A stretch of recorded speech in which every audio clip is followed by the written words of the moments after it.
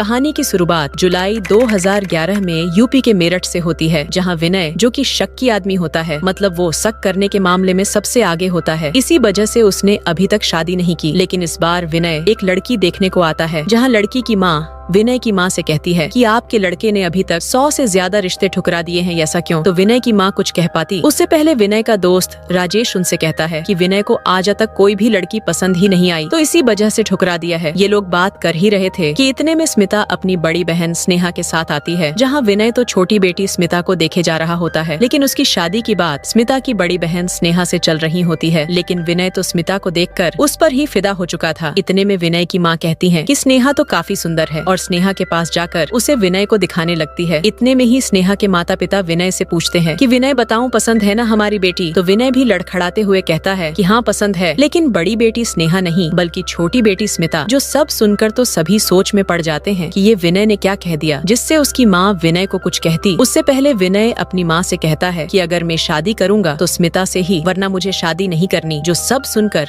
स्मिता के माता पिता थोड़ा दूर जाकर बात करते हैं कि रिश्ता अच्छा है, स्मिता को ही निपटा देते हैं, जिससे स्मिता के माता पिता स्मिता की शादी विनय से करने को राजी हो जाते हैं, जिससे विनय बहुत खुश होता है। दोस्तों, वीडियो अच्छी लग रही हो तो वीडियो को लाइक कर दो, वरना आप भूल जाओगे। अब कुछ दिनों बाद विनय की शादी स्मिता से हो जाती है, लेकिन जब गृह प्रवेश हो रहा था तब विनय स्मिता के पैरों को लाल रंग में भिगोने से मना कर देता है, क्योंकि इससे स्मिता के पैर गंदे हो जाएंगे। जिसकी जिद मानकर विनय की माँ स्मिता का मौजे पहनाकर गृह प्रवेश कराती है, लेकिन रस्म पूरी न करने से गुस्सा होकर उनके रिश्तेदार वहाँ से चले जाते हैं। अब सुहागरात के दिन स्मिता बैठी होती है, तभी विनय स्मिता के पास आता है और उसकी खूबसूरती निखारने लगता है और कहता है कि मेरे इतने लेट शादी इसलिए कि क्योंकि अभी तक तुम जैसी खूबसूरत लड़की नहीं मिली थी। जिसकी बातें सुनकर स्मिता को थोड़ा अजीब सा लगता है, जिससे स्मिता विनय से कहती है कि मैं बहुत थक चुकी हूँ, तो क्या मैं सो जाऊँ? तो विनय उसे जल्दी से हाँ बोल देता है, और जब स्मिता सो जाती है तो फिर भी विनय उसकी खूबसूरती निहारता रहता है। अब सुबह स्मिता से पहले ही विनय उठकर बैठ जाता है, जिससे जब स्मिता उससे पूछती है कि क्या आप पूरी रात सोए नहीं, तो विनय कहता है कि मैं रात भर तुम्हारी खूबसूरती देखता रहा कि तुम कितनी सुंदर हो। अब सुबह खाना बनाते समय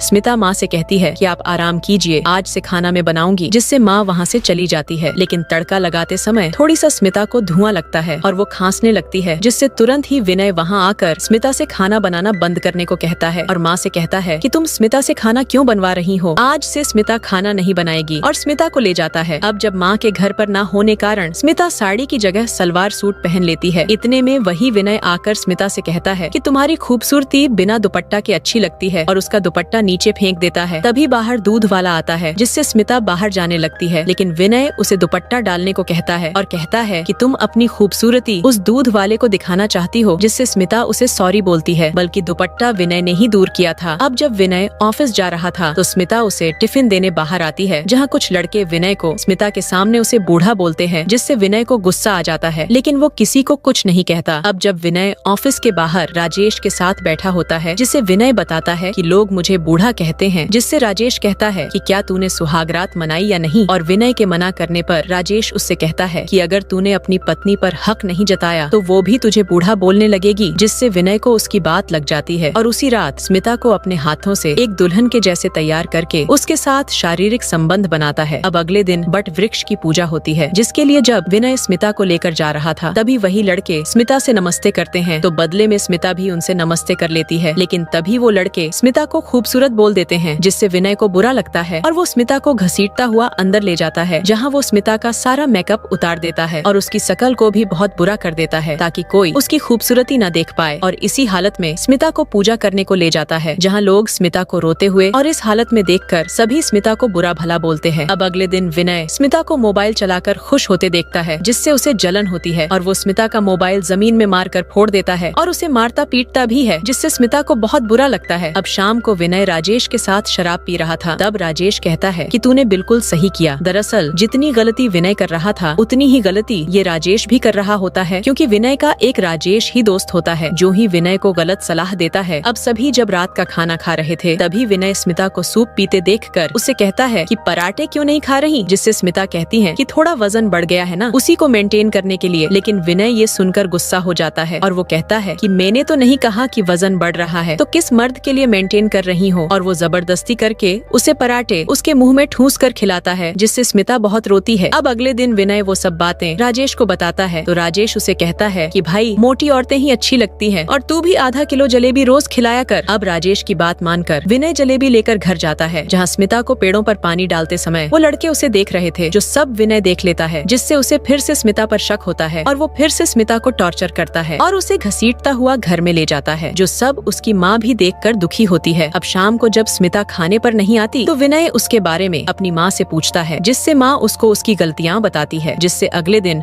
वो राजेश को मारता है क्योंकि वो गलत सलाह देता था। लेकिन दिक्कतें अभी भी खत्म नहीं हुई थी, क्योंकि अब उसी रात विनय स्मिता के पास जाकर उसे मोबाइल गिफ्ट देता है और अपनी गलतियों की माफी मांगता है और अकेला पाकर स्मिता के रूम में और पूरे घर में कैमरा लगा देता है, जिससे कुछ दिन तो अच्छे से गुजर जाते हैं। लेकिन एक रात जब विनय सो रहा था तब स्मिता रूम की रिकॉर्डिंग लैपटॉप में देख लेती है, जिससे उसके होश उड़ जाते हैं। जिन सबसे परेशान होकर स्मिता घर के सारे कैमरे निकाल देती है और वो घर से भागने लगती है। लेकिन विनय सन की आदमी था जो स्मिता को बहुत ज्यादा चाहता था, इसीलिए वो उसे रोकता है और जब वो नहीं मानती तो वो उसे मारता है, जो सब उसकी माँ सुन लेती है। लेकिन यहाँ विनय तो अब स्मिता को जान से मारने की सोच लेता है और वो उसे मारने ही वाला होता है कि इतने में वही पुलिस आ जाती है, जो विनय को रंगे हाथों स्मिता को मारते देख लेते हैं और वो स्मिता को विनय से बचा लेते हैं, जिससे उस पर केस करके विनय को जेल में डाल देते हैं। दोस्तों, अच्छी या बुरी हर एक चीज की एक सीमा होती है, लेकिन जब वो सीमा टूट जाती है तो वो खतरनाक हो सकती है। लेकिन उससे पहले हमें सही कदम लेकर उसे रोक लेना चाहिए। दोस्तों, वीडियो अच्छा लगा हो तो लाइक करके चैनल को सब्सक्राइब कर लीजिएगा। मिलते हैं अगली वीडियो में, तब तक के लिए बहुत बहुत धन्यवाद।